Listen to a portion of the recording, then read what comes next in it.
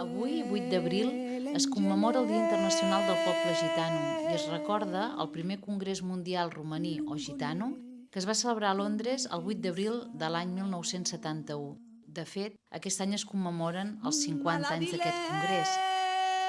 4 anys més tard, a Polònia es va designar que aquest dia, el 8 d'abril, fos el Dia Internacional del Poble Gitano en record d'aquell congrés a Londres.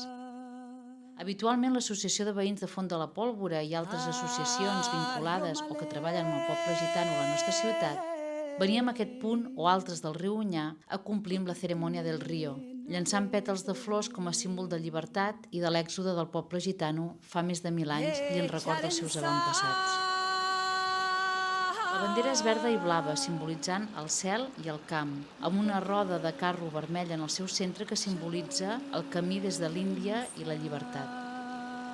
L'himne gitano, Guelem Guelem, Anduve Anduve, va ser composat en record dels gitanos i gitanes víctimes del nazisme.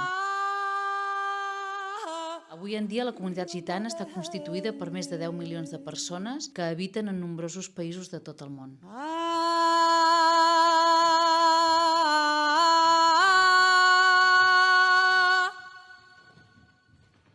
Chavales.